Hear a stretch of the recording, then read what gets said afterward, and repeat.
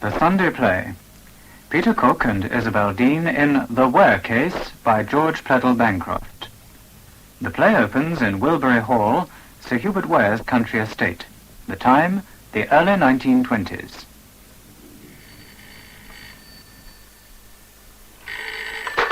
Hello? Yes, this is Sir Hubert Ware's house. No, I'm his secretary, Marston Gurney. Who's speaking? Oh, Mr. Ingleworth. Yes, I do happen to know something about the matter. Yes. Yes. And the total sum? Serious as that? Yes. Couldn't it be carried over? It must be met by Thursday. Well, you know it can't be. Well, you know, Sir Hubert, all he'll say is, it's an hard life. Very well, thank you. Goodbye. Hello, Eustace. Did you find those tennis balls? No, I didn't. To have to hunt for balls on an insufferably hot day and clamber over beastly wire netting is hell for one's flannel. Do you good. If you could get a smear or two of the earth on you, it wouldn't hurt you. Oh, shut up. By the way, I'm off to Canada tomorrow. Well, I hope the boat sinks. Thanks. And if I get the job I'm after, the chances are I may not see you again before you come of age. To man's estate, as they're pleased to call it. Oh, do shut up. When I look at you and Lady Ware, I can't believe you're her brother at all. Oh! What the devil's the matter? There's a wasp. Oh, I hate them. Take it away, Marston. Go to blazes. He's settled. On the table. Now, there, I've got him. Got what? A wasp, Magda. He's been trying to sting me. Oh, nonsense. He was, Celia. But I've got him under this glass. And now I'm going to finish him. You're going to do nothing of the kind, Eustace. Let him go. I'm not going to let him go. Watch my artistic method. I let him die slowly by nicotine poison. Give me that glass. Magda, you let it go. You seem to take a delight in torturing anything even more insignificant than yourself. That's a nice sisterly remark. Oh, it's not only that wretched little wasp, but everything. It's inconceivable that you're nearly 21 and coming into a large fortune. You're jealous.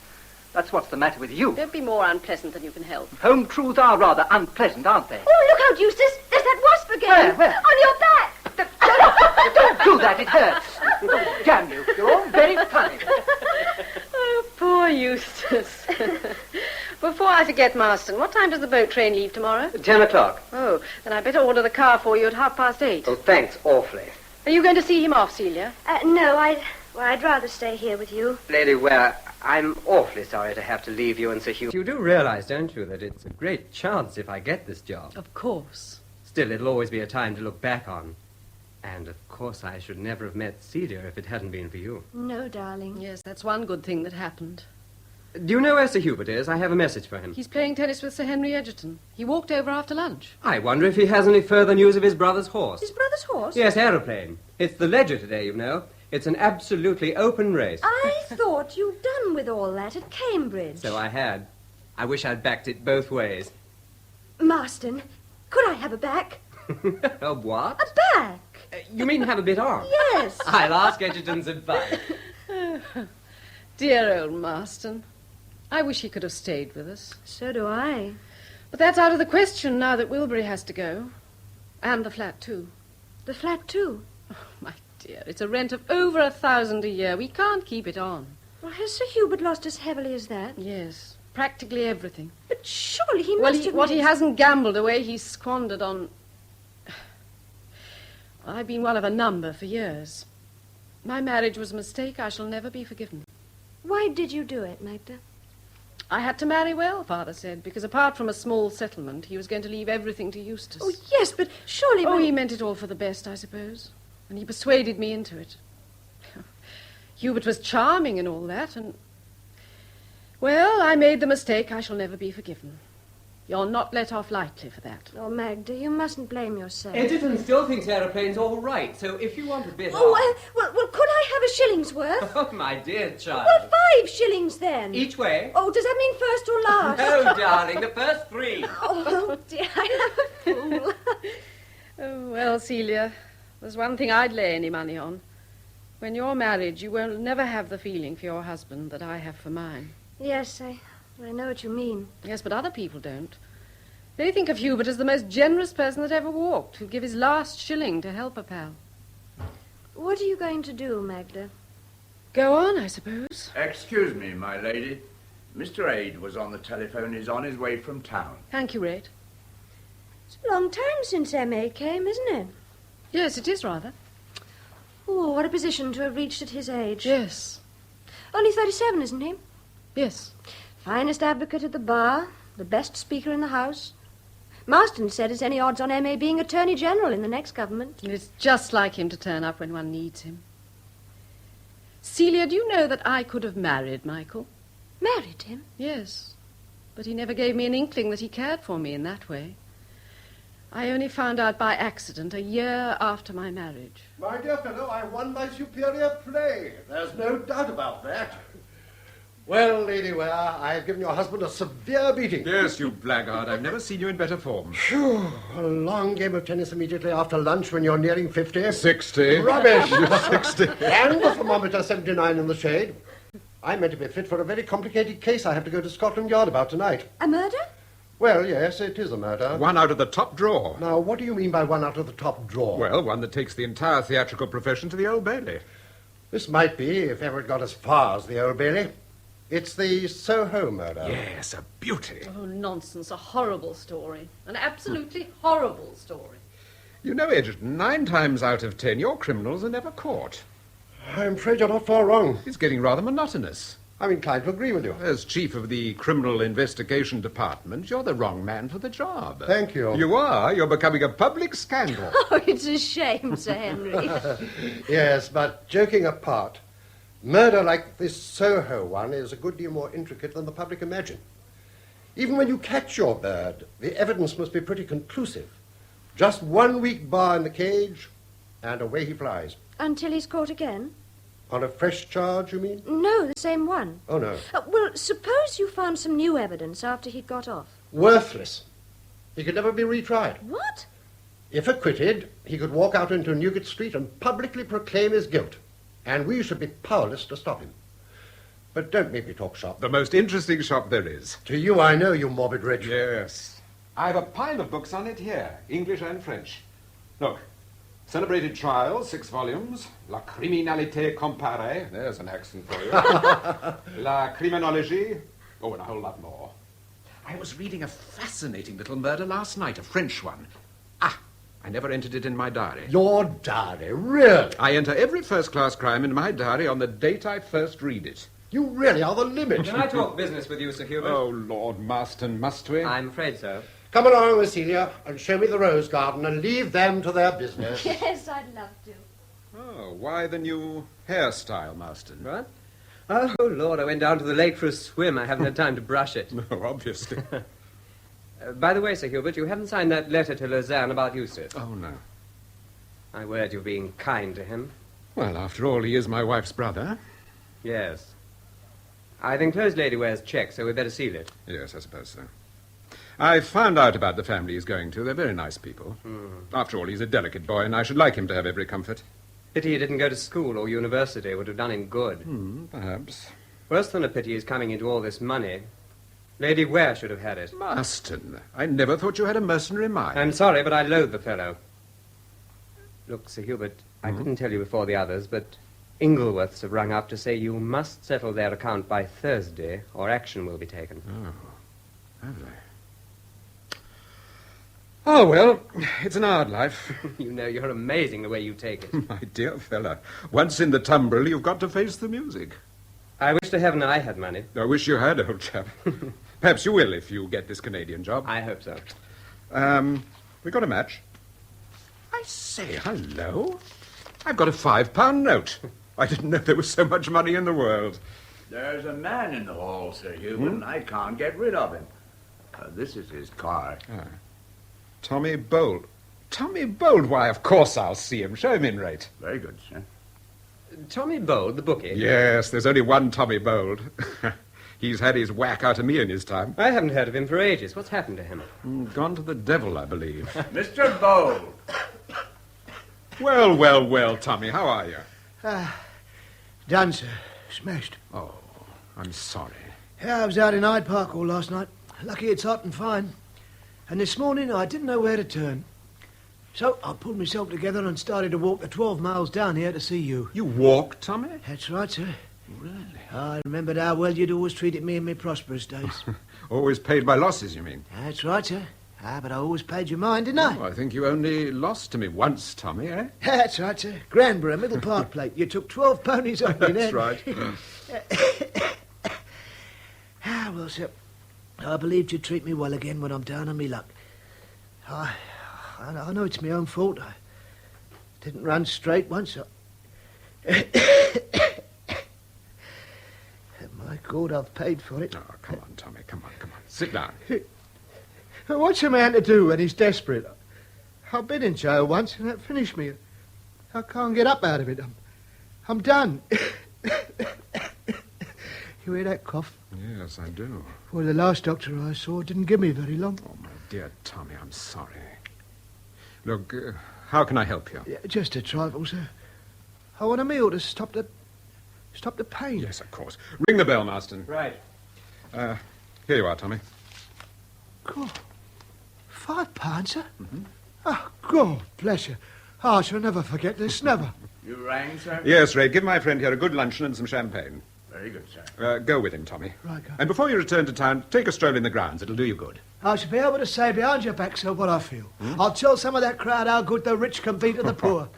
I'll have a tub of my own in Hyde Park and paint it royal blue. Marston, Goadsey has everything he wants. Yes, of course. Come with me, Mr. Bowler. Goodbye, sir. Goodbye, Tommy. Hubert, who was that? That? Oh, an old friend of mine. Oh. Magda, I want to speak to you for a moment. And I want to speak to you. All right, you begin then. I want to know your exact financial position. I told you. I'm broke. But something must be done. Well, what? I don't know. Well, do you suppose I haven't racked my brains? Well, why not sell Wilbury? Mortgaged up to the hilt, and I can't even meet the interest. Besides, that's a drop in the ocean. Then Eustace, could he help? Would his trustees be sufficiently accommodating? Can't you picture their faces when you ask them? Well, what exactly do you owe? Exactly, my dear Magda, is a word I shy at. The fact is that in the space of 4 years, the whole of my capital has evaporated. And I can't meet certain claims they're making on me. Oh, it's awful. Well, I'm not pretending it's particularly exhilarating. Well, how much have you got? Well, let's see. 4 shillings and 10p halfpenny exactly. Oh, you. Put that paper down. Put it down! That's quite enough, Magda. I will not have this damned interference. I believe it gives you a fiendish delight to see me lose my temper. It's an entertainment you've constantly treated me to for the last 3 years. That's a longish run. Much too long. What do you mean? Are you going to leave me? No. I'm going to do what only a fool would do. I'm going to stand by you. You're very generous. Oh, don't misunderstand me. There's no love in it. You've killed that and every fragment of respect entirely. But I shall stay under the same roof and support you, so far as my income will allow.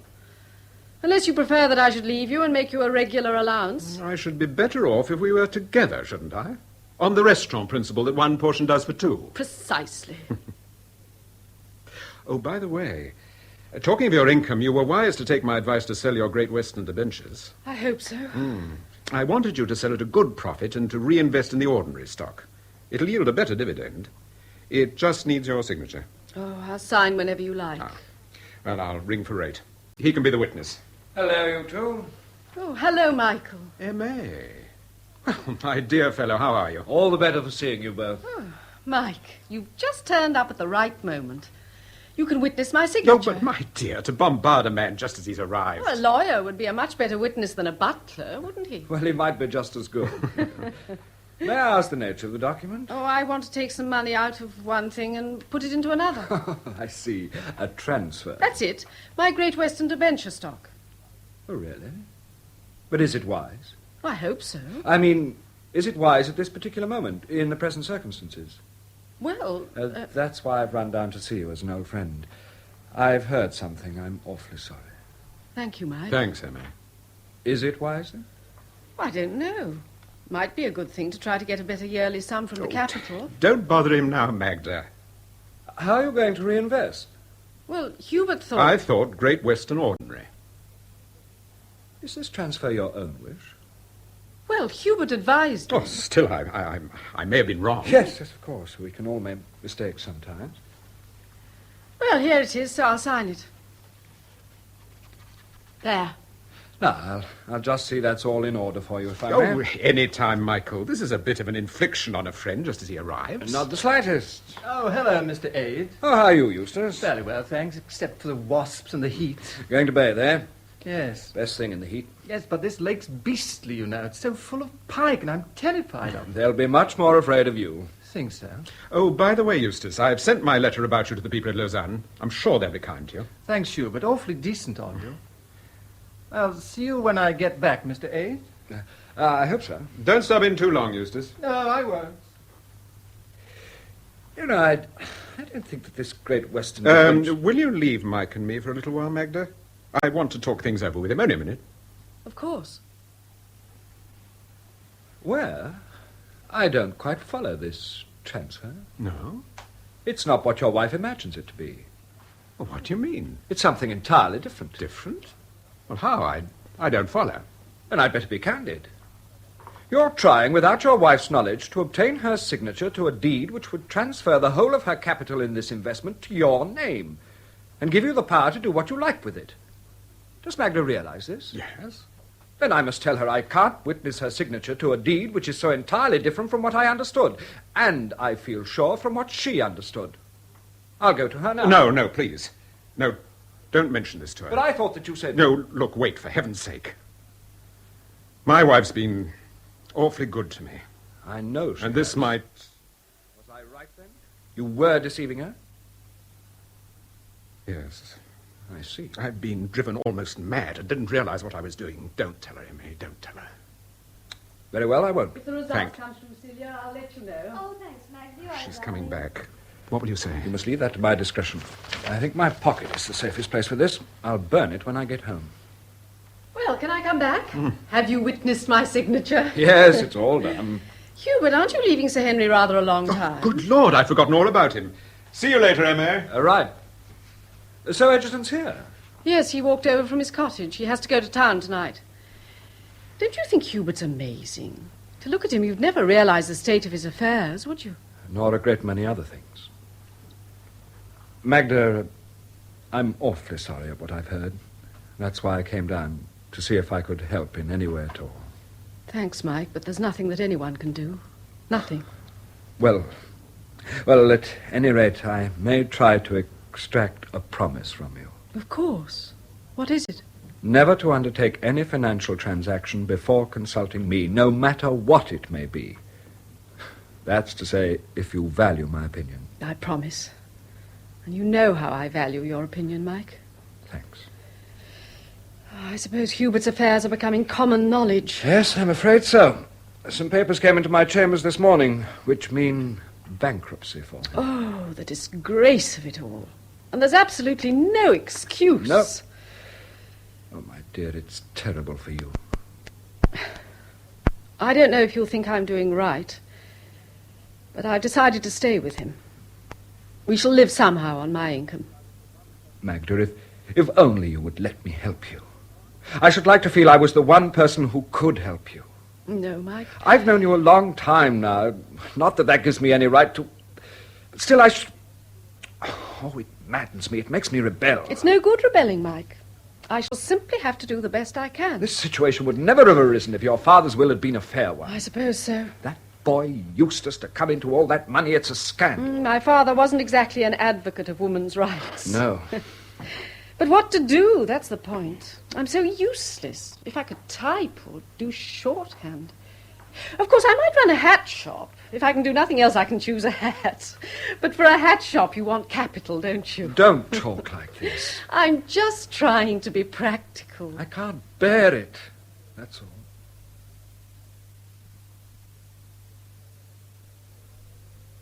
You've got quarter of an hour anyway, Edgerton, before your train goes. That's all right, then. Hello, Aid. How are you? You arrive and I'm off. What, already?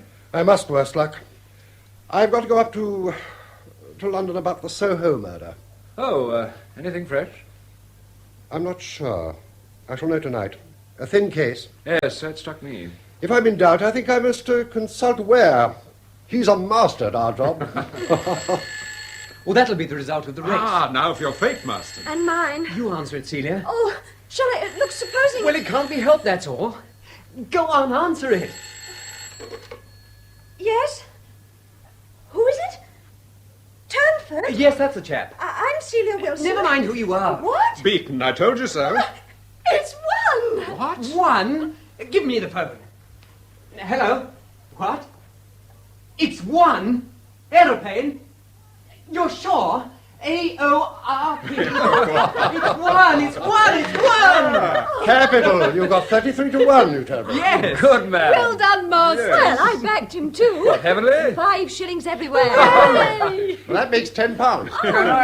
Can I speak to you for a moment, Sir Oh, Hubert? yes, what is it, Rate? Anything important? Yes, Sir Hubert.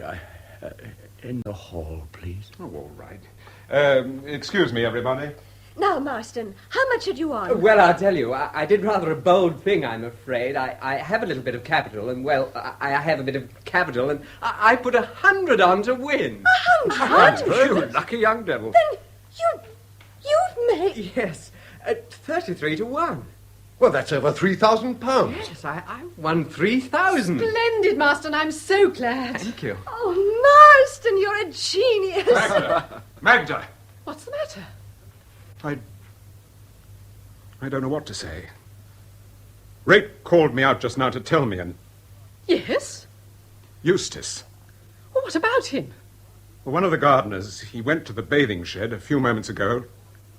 He found Eustace's towel and clothes there, but the boy is not there. He's... Drowned? No doubt about it. Good Lord.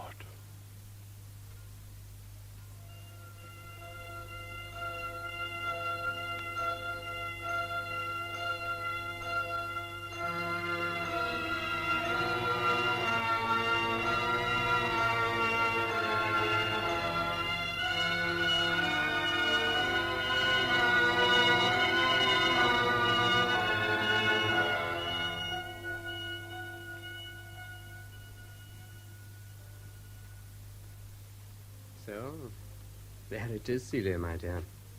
Canada certainly didn't bring me any luck. Oh, never mind, Marston, darling. Oh, it's so wonderful to have you back.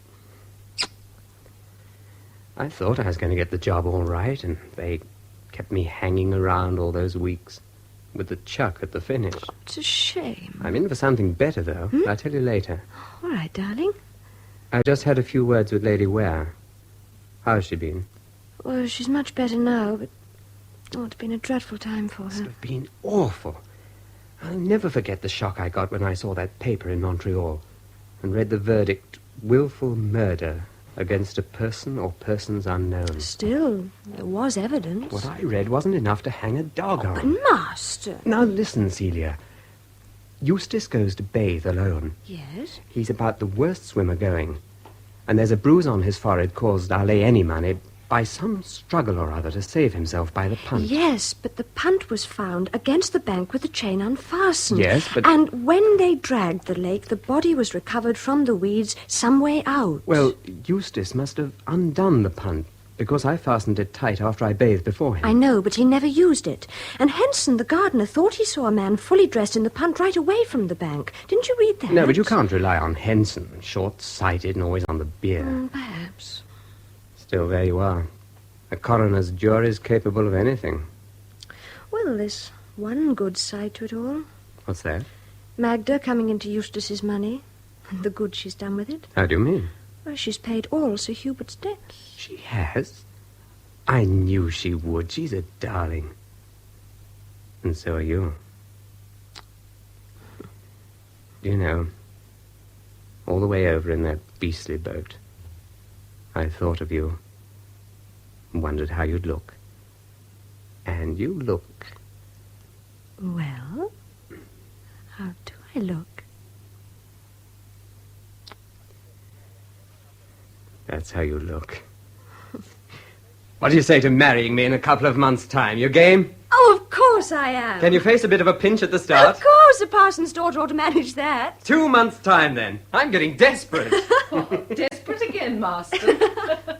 No more aeroplanes, I hope. No, I've done with all that. We've permanently retired from the horse course.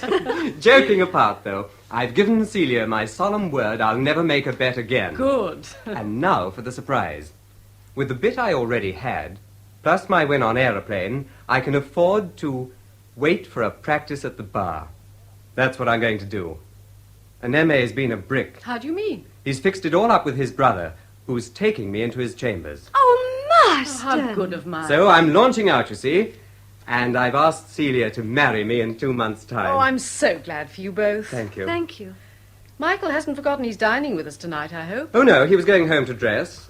Which I ought to be doing, by Jove. Shan't be long. This is splendid news, Celia. Yes, isn't it wonderful? Oh, and how sweet of M.A. to do that for Marston. Yes, he took a great fancy to you both down at Wilbury at that awful time. And then he knew I was anxious about you, and... Magda, what is it? Oh, it's nothing. Well, Nothing. yes, there is something. Nothing that's new. Magda, do tell me what it is. It's Michael. Michael? He's always doing some good turn for me, or for someone I care for.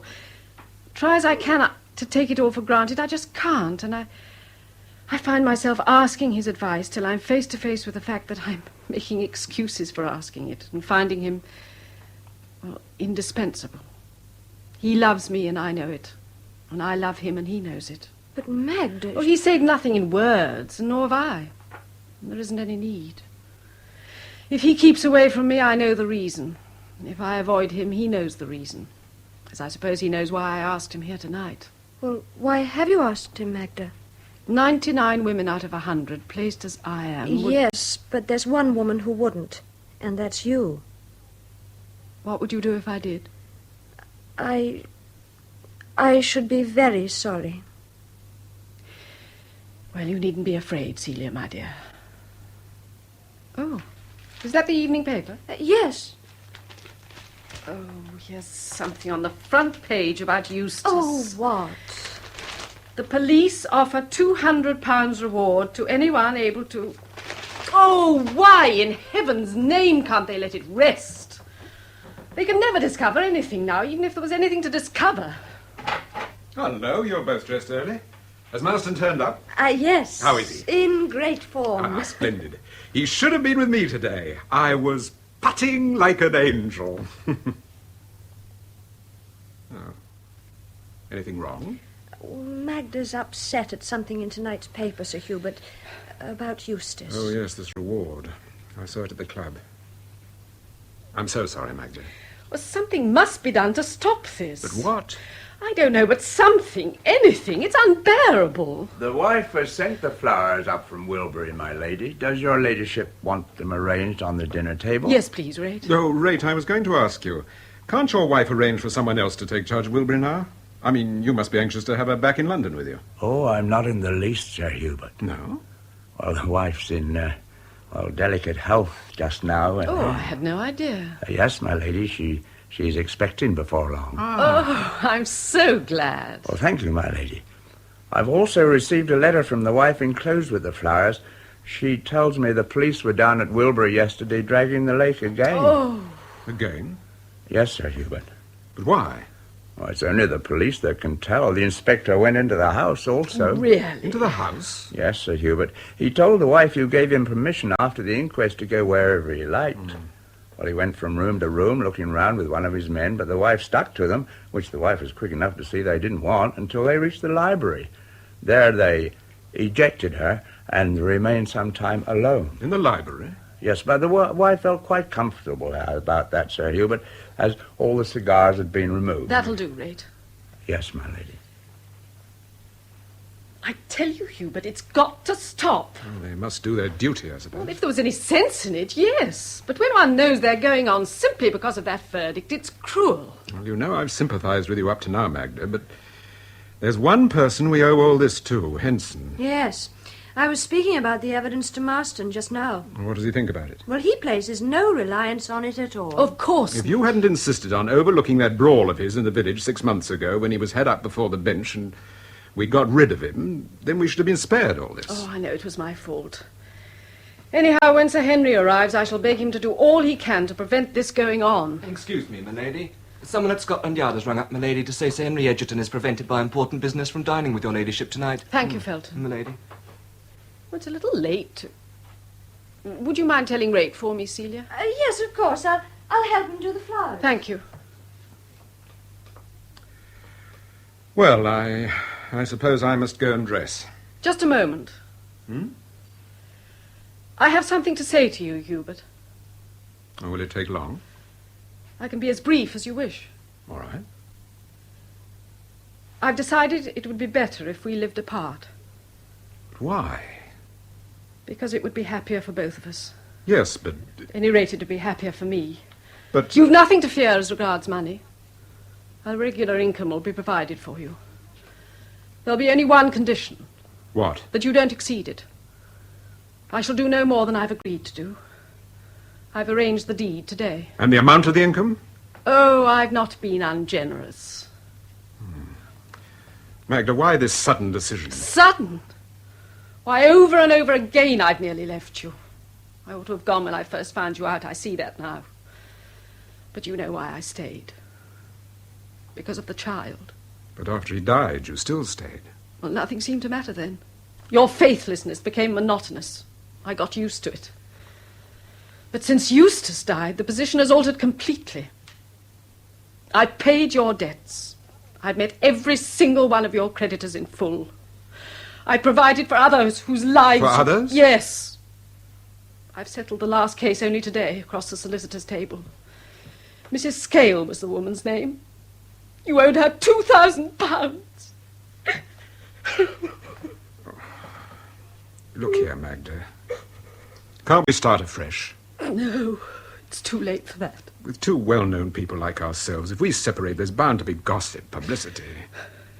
Isn't this a time when, if we both do our best, we might help each other? Can't we start afresh, you and I? No, it's impossible. You've never spoken so finally before. I don't want to be cruel, but all sympathy between us is dead. What could I do to revive it? Nothing. Mr. Aid. Ah, I'm in good time, I see. How are you, M.A.? Fairly fit, thanks. Except for the east wind. I'm becoming painfully conscious of it. What nonsense. Really? If I have to cross-examine a witness when the wind's in the west, I'm a perfect lamb. But if it's in the east, I give him hell. But at any rate, it hasn't stopped my keeping faith with you and coming early as you asked me to do. Yes, well, I must run and dress. I'll be as quick as I can. Mike, I may as well tell you now. This is the last time you'll dine with Hubert and me. We're going to separate. Finally? Finally. I see. Magda, I think I'd better not stay. Wouldn't it be better if No, no, Mike, I really think it would. No, don't do that. I'm nervous tonight. I'd like you to stay. Just to steady me. Then, of course, I'll stay. Oh, but I was forgetting to thank you for a great kindness you've done today. Kindness? To Marston. Oh, that's nothing. I'm so grateful to you for Marston. Celia's sake. Marston's all right, and my brother Dick's delighted to have him as a pupil. Yes, but it is good of you. Nonsense. Magda, do you intend to live in this flat after you and Hubert have... Oh, yes. And to keep Wilbury? Oh, no, no. Don't let us talk of Wilbury. I'm sorry. Not that I can ever escape from it. I suppose you've seen the evening papers. Yes. Still, I'm afraid the police have to do their duty. But a search for a purely imaginary person... I'm afraid they don't think the person is purely imaginary. In fact, I know they don't. How do you know? Egerton told me. I saw him 3 days ago. He was to have dined with us tonight. Isn't he coming? No, unfortunately. He's just telephoned that he can't. What did he say? Well, he and the Director of Public Prosecutions take the view of the coroner's jury, that it was foul play. But how can they? Well... Michael, you don't agree with them. Well, I do see their point of view. But on that evidence alone... There are certain things that are not consistent with an accidental death. What do you mean? Well, the bruise on the forehead caused before death was certainly consistent with a struggle of some kind. And then there's the evidence of the undergardener. Henson. Which, if it stood alone, I agree would amount to very little. But it doesn't stand alone. One has to take it with the rest. Yes, but the motive for such a crime. That's often the crux. M.A., you are an angel. Thank you so much for your goodness to Marston. Oh, nonsense. We're both so grateful, M.A. Dinner is served, my lady. Thank you, Rate. Ah, good. I'm just in time. Well, my future Lord Chancellor Gurney, you'll look well in a full-bottom wig. Yes, you will, Marston. You ought to have been with me today at Sunningdale. I did an 82 in a gale of wind. Yes, and that's saying something, I can tell you. Oh.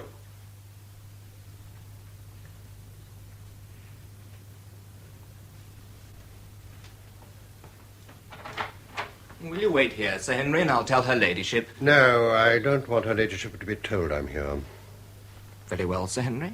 Her ladyship and Sir Hubert are at dinner, you say? Yes, Sir Henry, they've just gone in. It's not a party? No, only Mr. Ade, Mr. Gurney, and Miss Wilson. Well, I want you to give this note quietly to Sir Hubert, without disturbing anyone else or mentioning my name. You understand? Perfectly, Sir Henry.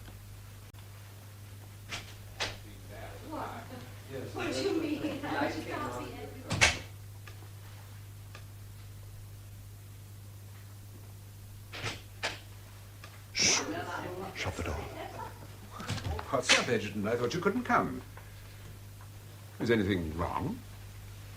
I'm afraid there is. Your wife doesn't know I'm here. No, you asked me in your note not to mention your name. She just thinks someone's come on important business. That's all right, then. But what's the matter? You look like a thundercloud. I have an appalling task to perform. How do you mean? Well, can I help you in any way? You can, Ware. Good. Fire ahead, then. You can help me by trying to keep your nerve and by believing that never in my life have I suffered as I'm suffering now. Well, I'll try. Let's have it. This evening, a warrant has been issued for your arrest. My arrest? Yes. For what, in heaven's name? The murder of Eustace Ede. What? Shh. You're joking, Edgerton. Or you're mad. You don't know what you're saying. Good God. Steady now. Control yourself. Control myself? And the grounds for this arrest? Now, I'm afraid I have to forget that I'm a friend and become an official. I have brought men with me whom you must question if you think fit. But as a friend, though, let me advise you to say as little as possible when you go with them. You will have ample opportunity of... proving the stupidity of such a charge, of exposing a blasted conspiracy. And I'll take the opportunity. I'll take it, Edgerton. Sir Henry. But I thought you Lady were... Ware, Magda, I'll tell you myself. It wasn't so serious. It'd be childish. What? And that's the way you and I must look at it. Look at what? I'm accused of the murder of your brother Eustace. Oh, no!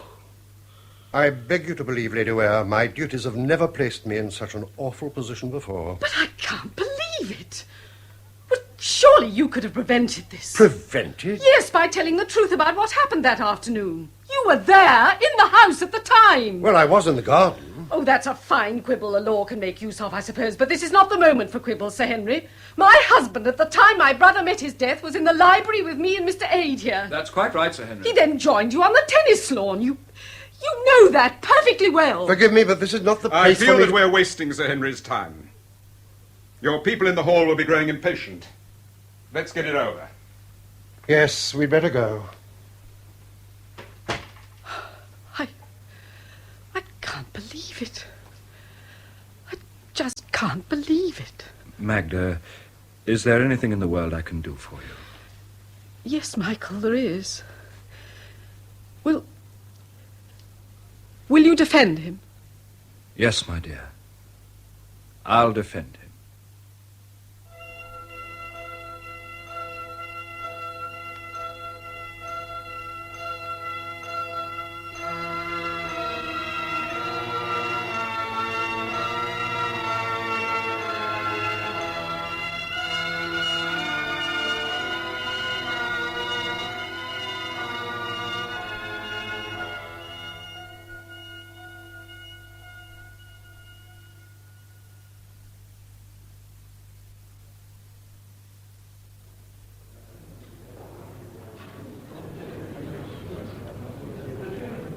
Is the prison doctor here?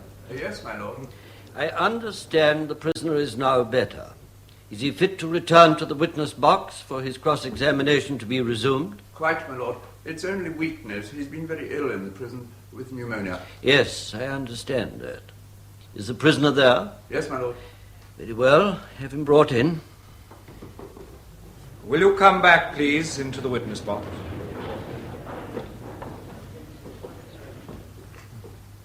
If you like to sit, you may do so. Thank you, my lord. I'm better now. I'd rather stand. Very well. You may proceed, Mr. Attorney. Thank you, my lord. I shall now pass from the financial side of the matter.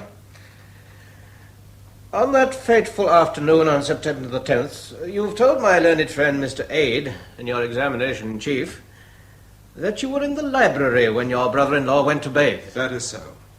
For how long did you remain there? I couldn't say exactly. Turn more to the jury. Sorry, my lord.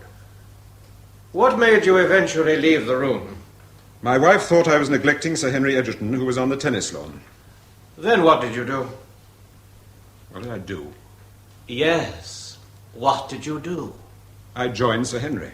How soon? Oh, in a few minutes. I didn't catch that answer, Mr. Attorney. My lord, in a few minutes, the witness said. How long would it take you to go direct to the lawn? Oh, not long, of course. It's so near? Yes? How near? Oh, about 100 yards. Or perhaps only 50? It's possible. I've never measured it. Then just outside the library window, one can see the tennis lawn? Yes. Is this the same plan which gives the elevation of the house? Yes, my lord, it's marked B. The one which shows that owing to the trees, the end of the lake in question cannot be seen from any of the windows? Yes, my lord. I follow. Yes?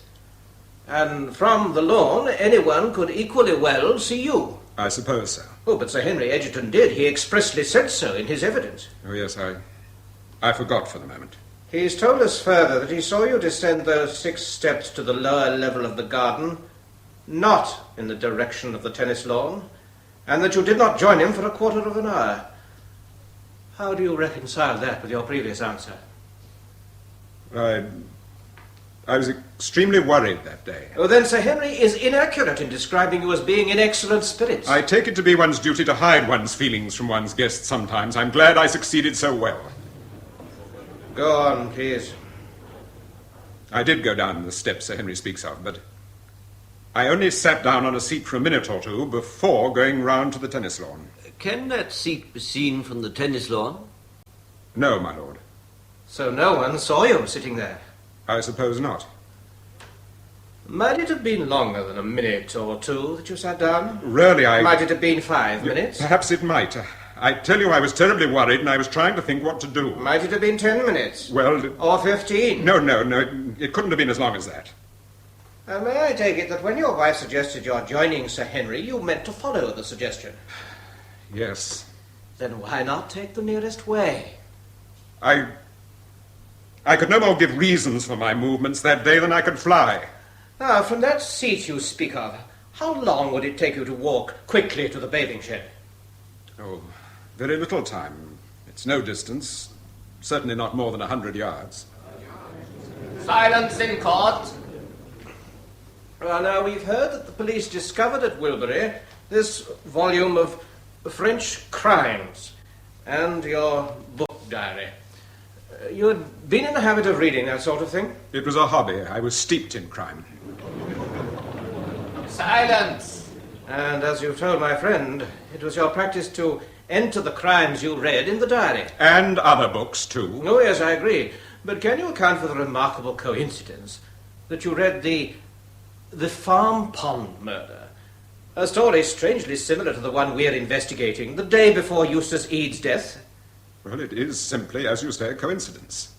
There was no secret about it. Why, that very afternoon I told Sir Henry Egerton about it. Yes, did you tell him what kind of murder it was?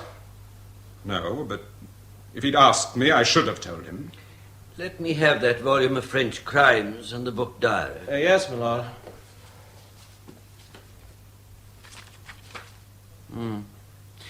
One moment, Mr. Attorney. I see there's a turned-down page. Is that what the detective swore to? Yes, my lord. I had turned down the page myself, my lord, while reading it. I follow. Yes, go on, Mr. Attorney. Where do you generally keep that book diary? On my writing table, lying openly on the top. And was it there upon that day? Yes, I'm sure it was. Can you account then for its subsequent discovery in one of the bookcases out of sight, some way back? No, I can't. Did you remove it there? No. You're quite definite about that point? Yes, quite definite. What makes you so definite? I'll explain. Our departure from Wilbury on Oh, yes, but I've not got to that. My lord, my friend must allow the witness to explain. Yes, Mr. Attorney, I think the witness is entitled to give his explanation in his own way. Yes? Our departure from Wilbury after the inquest was hurried. We were all anxious to get away. I knew I'd left the diary on the table, and just before I left, I went to look for it. Why? I wanted to pack it and take it to town. What for? I nearly always had it by me to enter any fresh books. But... Well? I couldn't find it. The table had been removed against the wall when my brother-in-law was placed there. I can only imagine that in the turmoil the diary fell on the floor, and that one of the servants or somebody placed it without thinking on the first shelf that was handy. Did you mention its disappearance to anyone? No. I only thought of it at the last moment, and then, as I say, I longed to get away from the place. I think, Sir John, you would have had the same feeling. Oh, now, your signet ring, which the police found in the lake. You told my learned friend that you were wearing it that day. I repeat, I sealed a letter with it that very afternoon in Mr. Gurney's presence. You're referring to this letter, Exhibit H? Yes, my lord. The one Sir Hubert Ware wrote to Switzerland expressing a wish for his brother-in-law's comfort on the very day when charged with designedly killing him. Oh, surely, Mr. Aid, that's argument. It'll be for the jury to put their own construction. Which I have little doubt they will. In accordance with this letter of yours to the Swiss family, was your brother-in-law to start for Lausanne on the following Monday? He was, my lord. Were you fond of him? No, my lord. I can't say I was. You say no? It would be an affectation for me to pretend that I was. He was not a likable boy. I was friendly with him, but beyond that... Go on, please, Mr. Attorney. That letter was sealed before Eustace Ede met his death. On your oath, were you wearing wrist ring after he met his death? On my oath, I was. You follow my point? Perfectly. The doctor swore that the bruise and the mark on Eustace's forehead could have been caused by a blow from a hand wearing that ring. Sufficient just to answer the Attorney General's questions. It will be for the jury to consider the evidence. Yes, my lord. Do you seriously suggest to the jury that your explanation of the subsequent discovery of this ring in the lake is a satisfactory one? It's the only one I can give, and it's true. Repeat it. I've already told you Repeat it. That ring was found by the police when they dragged the lake a second time weeks later. Well? 3 days after the catastrophe, early in the morning, it was insufferably hot, and I was restless and unable to sleep. So I went down to the lake and bathed. From the same spot. Go on. Well, I lost the ring then. It was always a shade large. Did you mention the loss to anyone at the time? No, I don't think I did. Aren't you sure you didn't? Well, yes, I am. Then why not say so? It was a pity you didn't mention it, wasn't it? I agree with you entirely. But at that awful time, the loss of an ordinary signet ring was of less importance somehow than the inquest and other matters. Do you wish the jury to believe that you were able to bring yourself to bathe in that spot 3 days after this ghastly thing had happened? That is what I am asking them to believe. Was anyone in the house aware of this bathe? No, unfortunately. Can you produce here a single witness to corroborate your story? I cannot. It was at 6 in the morning. Yes, before any of your servants were down. Yes, they're no better at getting up than most people. Later, when the servants were about, did you give your bathing suit to anyone to have it dried or leave it out for that purpose? I did not. Why not? Because I wore no bathing suit. Silence. Did you value the ring? I didn't quite catch what you said. Sorry. Did you value the ring? I liked it. Did you value it? Well, I used it for sealing letters. It was a useful ring to me. Did you value it sufficiently to buy another, practically identical, to take its place? Yes, if you put it that way. And you bought it at the first opportunity on the very day after you returned to London? Yes, Garrington's, the jewellers where I bought it, have given you the date. Mr. Attorney, may I have the 2 rings again? If your lordship pleases.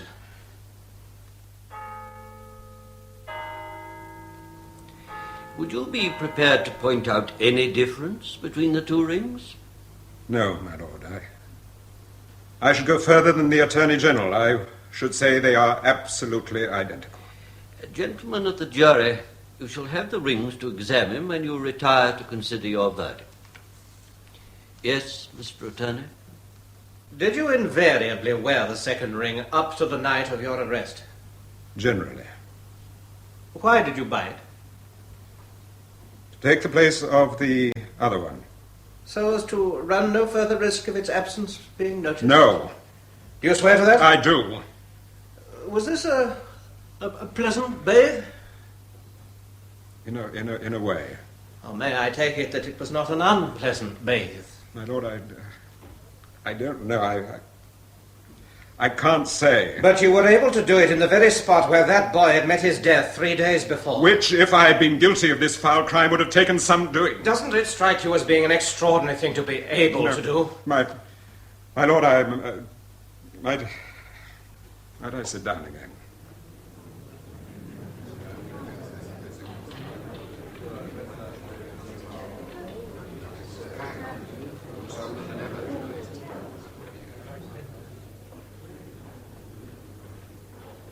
Extremely sorry, Sir John. I feel all right now. I think you wish me to repeat my last question. Yes, please. Doesn't it strike you as being an extraordinary thing to be able to bathe in that very spot where that boy met his death 3 days before? As to how it strikes me is perhaps less important than how it strikes the jury. Isn't it a fact that you never bathed there at all after the boy's death? No, it is not. Isn't it a fact that you lost that ring in a struggle with him when he met his death? No, before God, no. And isn't it a you fact must let me finish what I was going to say. You spun a web round me of the most appalling kind. And there are certain facts against which I can't get over. But I told you the truth. You've assailed my moral character, and I have attempted to defend it. I don't defend it. I've been as candid as I could, gentlemen. But when the prosecution charged me with this crime, they commit one in doing so. I swear solemnly that I am innocent. Silence in court!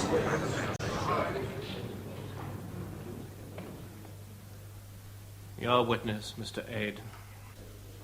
I know you've been very ill, Sir Hubert. Just answer quietly the few further questions I'll put to you.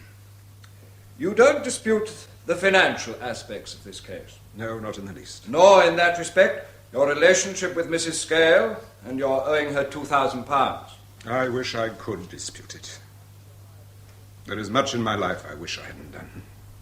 As to your liabilities, had you any notion that after the tragedy your wife would settle them? I had not. I might add that my wife and I were not happy together, through my fault, not hers. In fact, has your wife settled all your liabilities? Every one, my lord. What was the first intimation you had of her intention of doing so? Through her solicitor, my lord. She might have declined to assist you at all. And she would have been justified.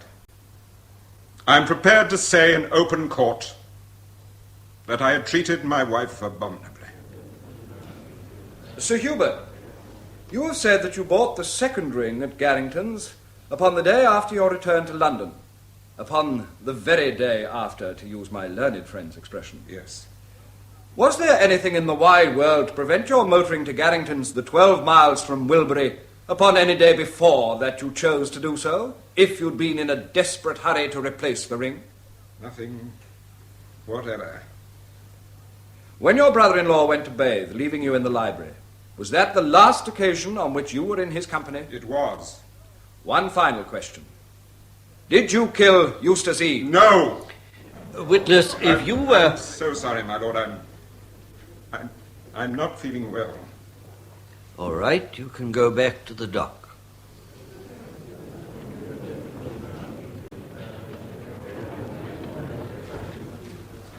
Call Lady Ware. Lady Ware!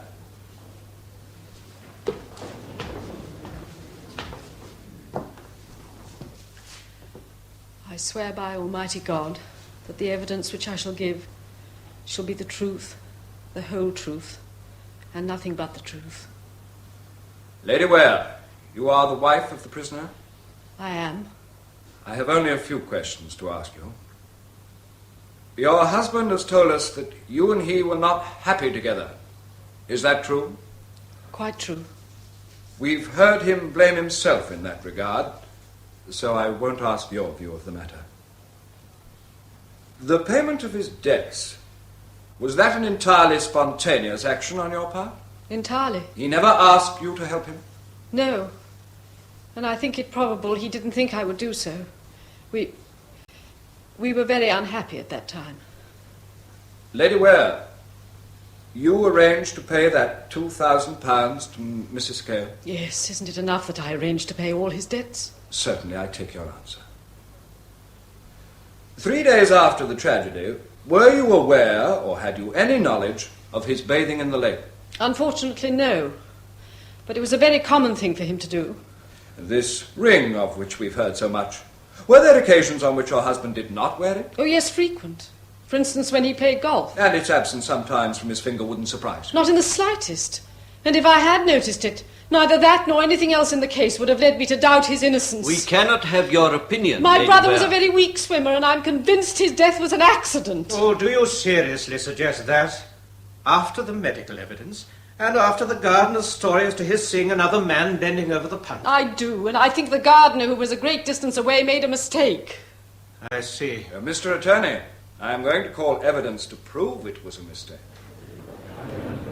Lady Ware, you say you knew nothing of this early morning bathe of your husband. No. My husband and I had separate rooms. Don't you think it is remarkable that he was able to do such a thing? No, I do not. Do you mean that? I do. And I will give my reason. I consider my husband an abnormal man. An abnormal man? Yes. But not so abnormal as to be able to commit murder. No. To be morally bad is one thing. To be criminally bad is another. Silence! I think, Mr. Attorney, this is argument. The witness's opinion, you know. Thank you, my lord. I have nothing further to ask the witness. Just attend to me one moment, Lady Ware. On the night of the tragedy, where was your husband? At Wilbury, my lord. Yes, but I understand that you and your husband did not occupy the same room. No. But that night my husband and Miss Wilson sat up very late with me. I was very hysterical, and no one could have been kinder than he was, or more helpful. Thank you, that will do. Call Thomas Bold. Thomas Bold! What name? Bold. B-O-L-D. The book in the right hand. I swear by Almighty God that the evidence which I shall give shall be the truth, the whole truth, and nothing but the truth. Thomas Bold is your name? Yes, sir. And you've been a bookmaker? That's right, sir. Well known in the ring once, but I've fallen on bad times. It was like this, gentlemen, Never mind that for the moment. Now, were you at Wilbury on September the 10th last? That's right, sir. Ledger Day. I was near starving, and not knowing where to turn, I tramply rode to Wilbury. I knew Sir Hubert had a kind heart, and I asked him for help. And did he help you? That's right, sir. No half-crown or 5 bob touch, but a fiver. He's a tip-topper, is Sir Hubert. And then, tell your story to the jury in your own way. He gave me food, gentlemen, and told me to stroll in the grounds before I returned to London. So I wandered about till I come to the lake. And within about a couple of 100 yards of a boathouse, I felt sleepy-like, and I curled up under a tree.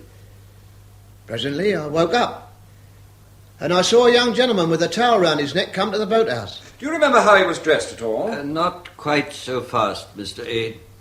I beg your lordship's pardon. Yes. Do you remember how he was dressed at all? A light suit, sir, and one of them trilby hats. White it looked. Quite right. Had you ever seen him before? Never in my life. Then he went into the boathouse. Alone? That's right, sir, quite alone. Then he came out again, dressed as he was, and walked to the punt at the side. He unchained it. Can you swear to that? On me oath. Then he got into the punt and shoved it off. And as he did so, he lost his balance and fell forward. And I thought he knocked his head somehow against the edge of the punt. He put his hand up like this, but it didn't seem to upset him much. He came back and then got out. One moment. Yes? Did he chain up the punt again? Oh, no, sir, I don't think he did. Then he went into the bathing shed. Still alone? That's right, sir. And then? Then he come out in his bathing suit on the landing stage, went down the steps into the water. You saw that distinctly? That's right, sir. He sort of felt the water first with his toe to see if it was cold. Funky like. And no one was with him or near him at hand? Not a soul, sir. Could you have recognised Sir Hubert if he'd been there? Of course, sir. But he wasn't. On my oath, he wasn't. Huh? And then, did the young fellow swim or what? That's right, sir. But not very grandly, I thought. He swam some little way out. And just about then, I got up, went off to the station. I wasn't thinking anything about it. But just before I started off, I remember I did look round, but the young gentleman wasn't there anymore. I thought he'd gone back to the shed. What did you do then? I went to the station and took my ticket for London. I'm going to call the booking clerk, my lord. Then what, clerk? I am addressing his lordship. Well, you don't want to call no booking clerk. I took the ticket. I can tell all about it. Don't argue. Now, Bold, when did you first tell this story to the prisoner's advisers? Only after all the police court proceedings were over. Why not before? Just explain, quite frankly to the jury, why you allowed all those weeks to pass since Sir Hubert's arrest before giving your information. Because, gentlemen, since October I was in prison. 2 months hard for stealing to keep alive. And I never heard a word about the case till I come out. That's all for the moment. Your witness, Mr. Attorney. What did you do with the £5 the prisoner gave you? Helped a pal with some. Back to loser with the rest. Where were you in prison? Stafford, sir. Were you justly convicted? Well, sir, that all depends on your point of view. Had you committed theft? That's right, sir. Did you plead guilty? Oh, no, sir. Did you go into the witness box and give evidence on oath? That's right, sir. And swore the charge was false? That's right, sir. I meant to ride it to the finish. When you came out of prison, how did you first hear of this charge against the prisoner? From the paper, sir. So I imagined. A full account of the police court proceedings? No, sir, no. Only a sort of paragraph just referring to the case and saying you were going to prosecute and Mr. A defend. Was that all it said? No, sir, not quite. It had a headline. No doubt you're accurate upon that point. Did you buy this paper? That's right, sir. The Echo. Just that one paper? That's all, sir. What else did it say? Well, just shortly what Sir Hubert was charged with. Not much more, no details. And simply on the strength of that, you told your story to the prisoner's advisers? That's right, sir. Didn't you know that your story contradicted in detail the case for the prosecution? Yes, sir. How did you know? How did I know? Why, from the paragraph I've told you about. That short paragraph? That's right, sir. And on the strength of that paragraph only, you go to the prisoner's advisers and give them all these elaborate details, the boy falling into the punt and hitting his forehead and the rest? That's right, sir. On your oath, sir, didn't you buy all the newspapers you could containing the evidence at the police court before you went with your story? No, sir, I did not. Thomas Bold, have you anything in the world to gain by committing perjury in that box? Nothing, sir. I'm not very long for this world, but before I go, I mean to try to save an innocent man. By telling the truth? That's right, sir. God help me. Witness, this paragraph in the paper that you read, was it an evening paper? That's right, sir. My lord. I always read the Sun, my lord. But I thought you said this was the Echo. Yes, sir. Yes, that's how it was. I bought the Sun afterwards. Then you bought two papers. Yes, my lord.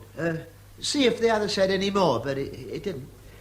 Listen, before you went to the prisoner's solicitor, did you know that your story of the dead boy hitting his head on the punt would account equally well as the doctor's evidence for the bruise? That's right, sir.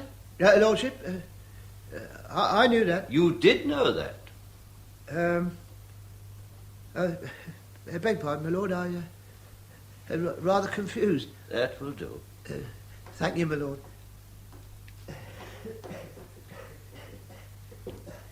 Mr. Aid, have you many more witnesses to call? Only 3, my lord. Members of the jury, I'm anxious for the case to be concluded sometime tonight, so that you needn't be locked up for another night over Sunday. We'll adjourn now for a quarter of an hour.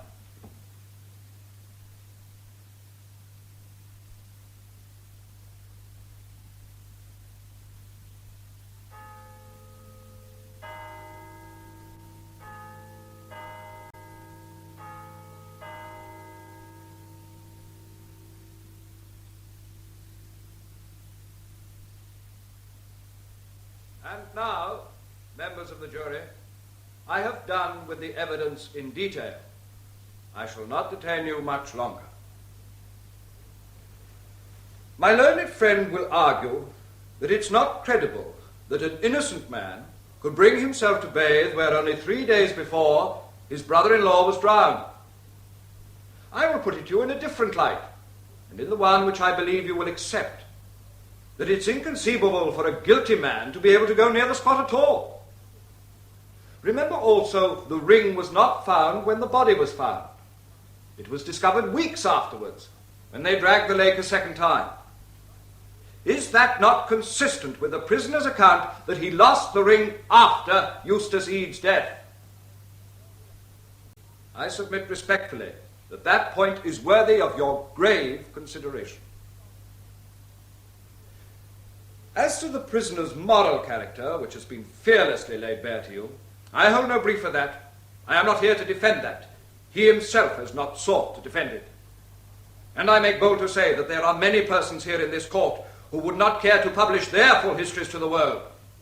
But they need not be murders.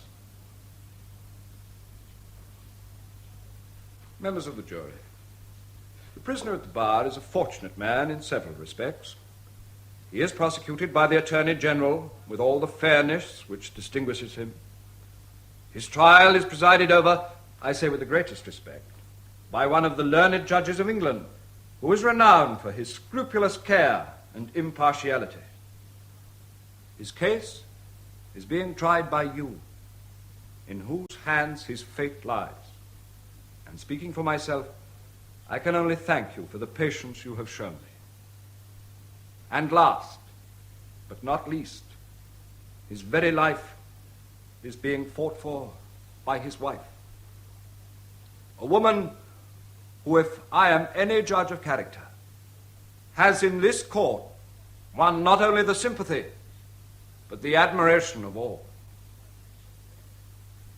In these days of skepticism, when the world seems packed with cynics and often bereft of what is fine and noble, you and I, and every soul here, will be able to look back upon this terrible story with gratitude to that woman who has shown us all, old and young, that human nature has beauty in it still.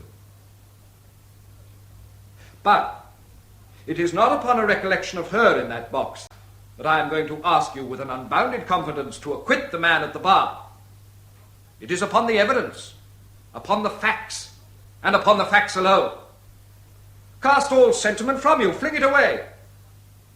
And as men of the world, see if you, or any one of you, can conscientiously send that man to his death. Are you going to assume the responsibility of saying that this is more than a case of extraordinary coincidence? You've seen the prisoner there, facing his ordeal. A man of position charged with this awful thing, with the eyes of all the world upon him. Were you not impressed by his candor? Would you say that he was lying? Did he strike you so unfavourably that you are convinced he was capable of writing the letter on that day to Lausanne, while all the time he meant to kill his brother-in-law? Yet, that is the case for the Crown. Members of the jury, the responsibility upon me is heavy, and for any omissions on my part, I crave your indulgence, while I ask you to remember, as I know my lord will tell you, that no prisoner in England has to prove his innocence, but that the burden is on the prosecution to establish his guilt to the satisfaction of a jury beyond all reasonable doubt. Have they done that? I am not afraid of your answer.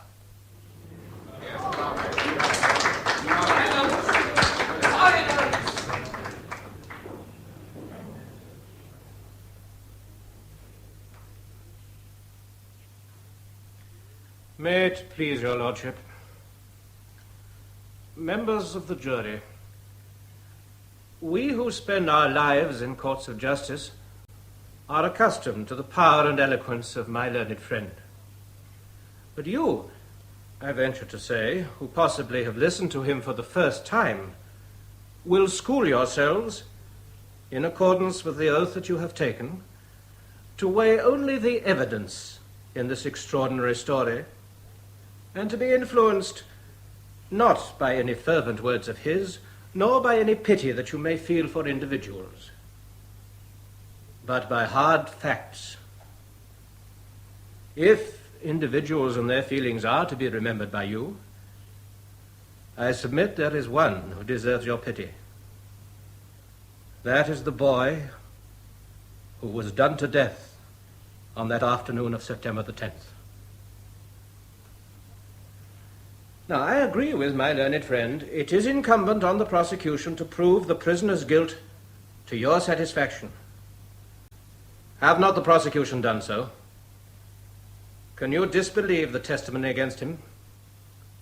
Is it not beyond suspicion? Then ask yourselves if that for the defense is equally reliable. I shall revert to that. Now, as to Lady Ware, admitting the world to be sceptical and cynical, I think you will agree with me that there are few wives who, in a like position, would not have acted in precisely the same way.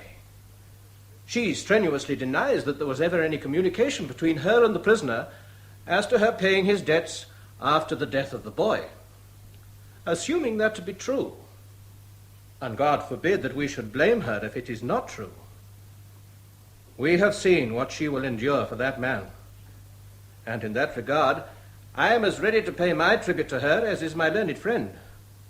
But with that generous nature, which her husband recognized well enough, is it not at least conceivable that, communication or no communication between them, he might have had a very shrewd opinion that she would rescue him from his difficulties?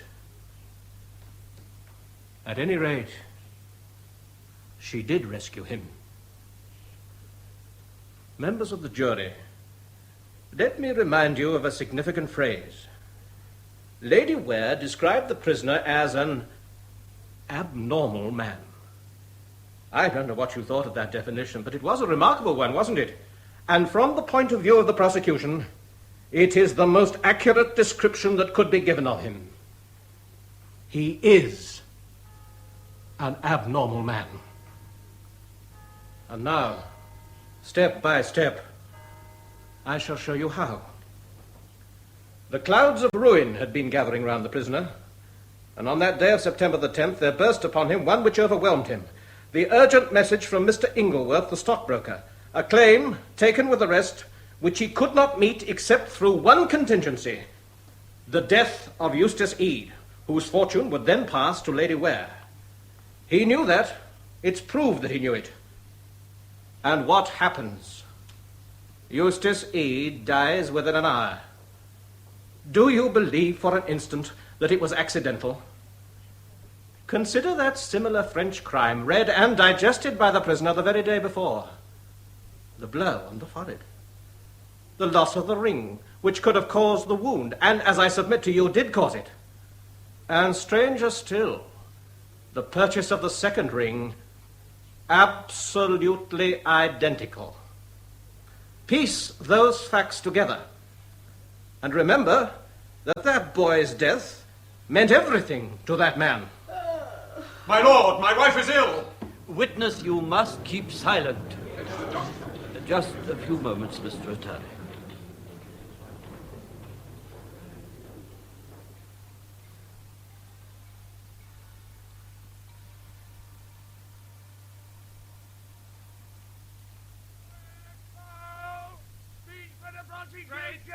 For the defense, seen in the court. Special, the Ware trial, judge summing up. The Ware trial, speech for the defense. What are they shouting now, Marston? Nothing fresh. Is that wretched gaping crowd still out there? Yes. How long have you been here, M.A.? Half an hour. But I don't want to disturb Celia. How is she? Oh, she insists on coming in to see you. Did you have the telephone disconnected? Yes, whenever we got back. It would never do for any news to reach her too suddenly. No. Rate has the car there and will drive straight here. Is there any news? No, not yet. The jury are still out. Shh, she's coming. It's not over, is it? No, not yet. Why have you left the court? I left my junior to take the verdict. There was nothing more that I could do. Oh, don't think me ungrateful, Mike. I shall never forget what you've done for him. How far they got? The judge finished his summing up and the jury retired. Don't hide anything, Mike. Tell me everything. How did the judge sum up? Very fairly, as he always does. About 9:30, I thought the jury wouldn't be long. Why? Because they sent a note to the judge. A note? Why? Probably asking some questions. Well? The judge sent back his reply from his private room. I saw the clerk of the court bring it through. That often means they agree soon afterwards. Oh, then you think there's hope?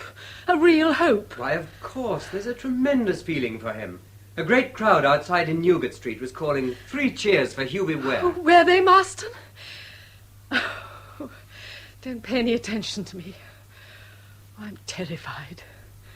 Don't leave me, Michael. We should be in the dining room. All right, Marston. Oh, how can I ever thank you for all you've done for him? If he's spared, it's you who'll have saved his life. Nonsense. But you're not as hopeful as Marston. I'm not as young. And perhaps defending a man you know brings you too close to it all. But you do believe he's innocent? With all my heart. Then they can't make the mistake. They can't. Has such a ghastly thing ever happened? What? An innocent man condemned. Very rarely in this country. Oh, then he's safe. He must be safe.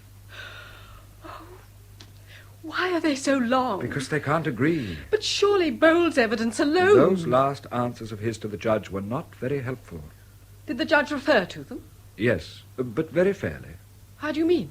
He told the jury they might take the view that the man was confused and didn't realize quite what he was saying. But he said they must scrutinize his evidence carefully, and also that, though he need not necessarily be committing perjury, they were entitled to take into consideration his past record. I see. What's the time? 11:15. 2 hours out. Oh. Ah, now, Magda, courage. Remember, it was your husband's bearing in the box that made the greatest impression. He was brave, wasn't he? There was only one other witness who surpassed him. Yourself. Oh, no. Can you imagine what it meant to me to have to put those questions to you? Michael, dear, I shall never forget you. I shall never forget anything. But I shall have to be a changed woman after all this. How do you mean? This awful trial must be his atonement for all that's past. If justice can bring him back, I'm ready to begin afresh. Do you understand? Yes, Magda. But justice won't. There is no justice. They're going to find an innocent man guilty. Magda, my dear, I've you been must... too hard. I might have appealed to his better side and been more patient, more tolerant. No woman could have behaved better than you've done. I've never given him a chance. Nonsense. Not a real chance, I mean. I might have prevented all this. You could never have prevented it. You could never have prevented anything. He wouldn't allow you to. Oh, but Michael, you pity him, don't you? At this moment, I pity him with all my soul. That's our door. Someone's come. Oh, what are they going to tell me? Hubert. Oh, Hubert. Ware, I'm so glad. Thank you. Don't try to speak. I'll join the others. I brought this champagne for Sir Hubert, my lady. I think your ladyship should make him take it. Thank you, Rate. And, Sir Hubert, here are your things. They returned from the prison. Your cigarette case, your watch and chain, and your keys. Good. My lady, I don't know what to say. Thank you, Rate. Thank you. Hubert, drink this. What? Oh, no. No, I don't think I can. Please. Have you had any food? No, I couldn't. You've had nothing? Oh, something at 8 this morning. I have not been able to manage anything since. Hubert. Oh, my dear. Oh, they were awfully good to me. Awfully good to me. Tried to persuade me and all that, but I couldn't. I'm beyond it. Beyond it. Is it cold in here, or is it my fancy? Try to drink some more. It'll warm you. Oh, well,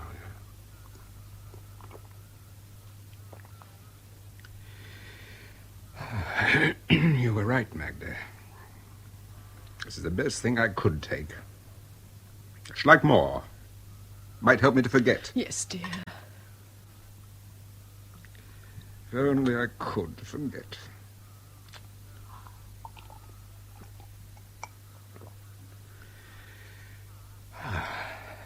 That's better.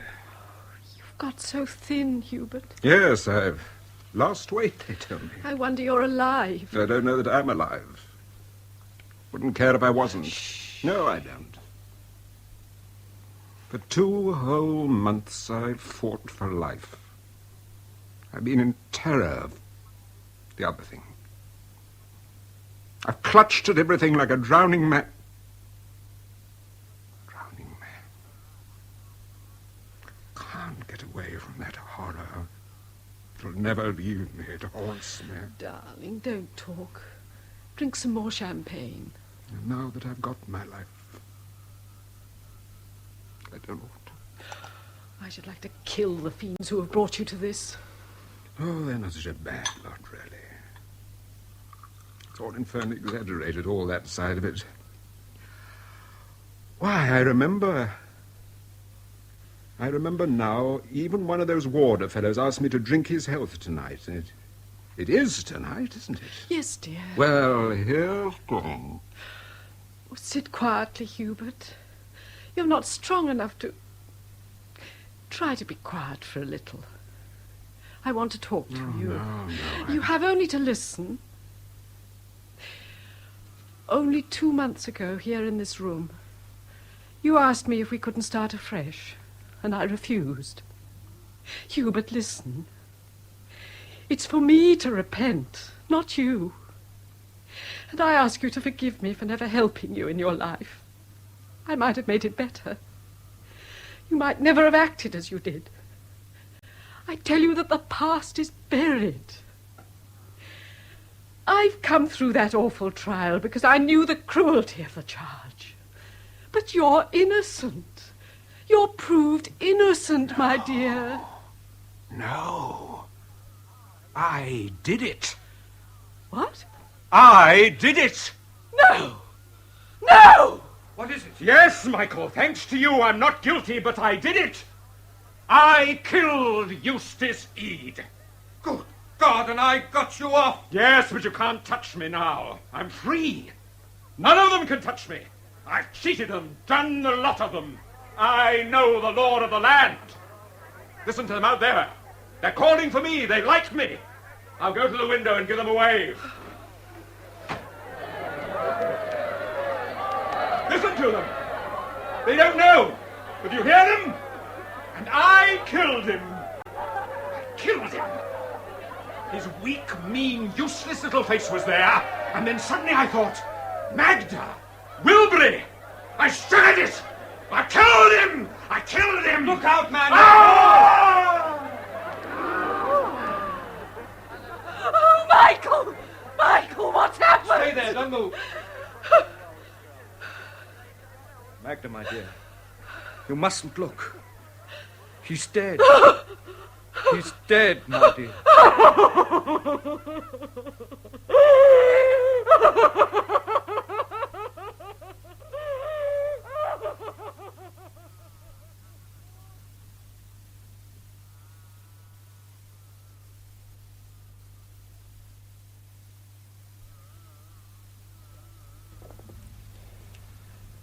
In the Ware case by George Pleydell Bancroft, the part of Sir Hubert Ware was played by Peter Cook, Lady Ware by Isabel Dean, Michael Aid by Michael Spice, the Attorney General Hugh Manning, the Judge James Thomason, Sir Henry Egerton Austin Trevor, Marston Gurney Peter Bartlett, Eustace Eade John Broster, Tommy Bold Malcolm Hayes, and Celia Wilson Joe Manning Wilson.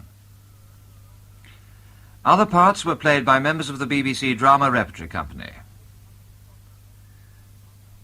The programme, which was recorded, was produced by Martin C. Webster.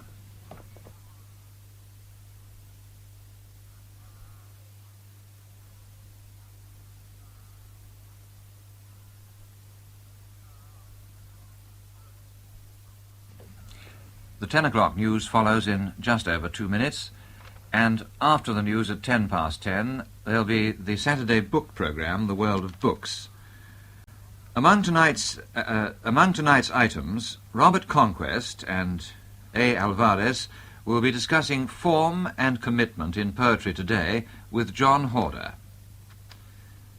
That's in The World of Books at 10:10.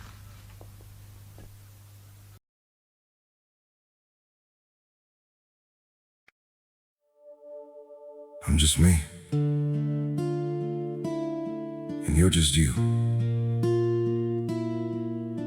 But somehow, that's everything we need.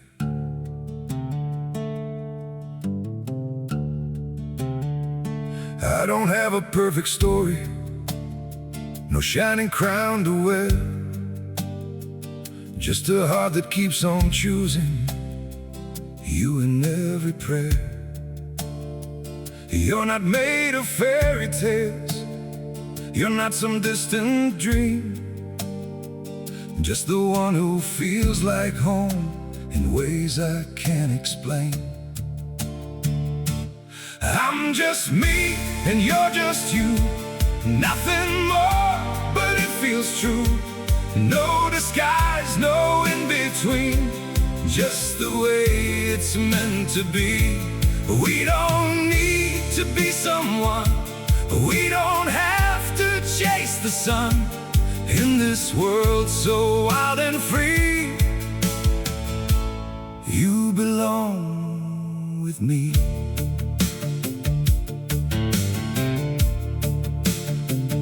We're not written like a story people talk about for years, but in every quiet moment, you're the one I feel so near. I'm just me and you're just you, nothing more, but it feels true.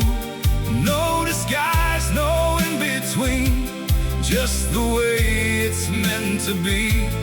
We don't need to be someone, we don't have to chase the sun. In this world so wild and free, you belong with me. Maybe we're not perfect, maybe we don't shine, But if you stay beside me, then everything is right. I'm just me and you're just you. Still somehow we make it through every road and every sea. Lead you back to me. We don't need the stars above. We already have enough. Simple hearts, one destiny. You're the one for me.